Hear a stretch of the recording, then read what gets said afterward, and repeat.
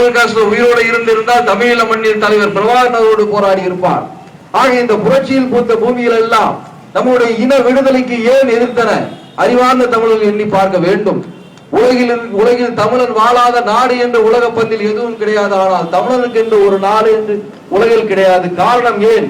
கண்ணிருந்தும் குருடர்களாய், காதிருந்தும் செவிடர்களாய், வாயிருந்தும் ஊமைகளாய், மூச்சிருந்தும் முடமாய், பிணமாய், பிண்டமாய் தமிழன் வாழ்ந்தனுடைய காரணம் ஐநா மன்றத்திலே பிறக்க வேண்டிய நம் கொடி இன்று வீழ்ந்து கிடக்கிறது. இதை அறிவார்ந்த தமிழர்கள் எண்ணி பார்க்க வேண்டும். ஆகவே தமிழர்களே, இன உணர்வு கொள்ளுங்கள், மொழி உணர்வு கொள்ளுங்கள். தன்னுடைய இன விடுதலைக்காகவும் மொழி வளர்ச்சியிலும் ஈடுபடாத எந்த ஒரு மனிதனின் வாழ்வும் மனித வாழ்க்கைக்கு ஒப்பானதல்ல, மாறாக மிருக வாழ்க்கைக்கு ஒப்பானது. முத்தமிழறிஞர் டாக்டர் கலைஞர் அவர்கள் டெசோ என்று சொல்லக்கூடிய தமிழ் ஈழம் சப்போர்டர்ஸ் ஆர்கனைசேஷன் என்ற ஒரு மாநாட்டை துவக்கியுள்ளார்.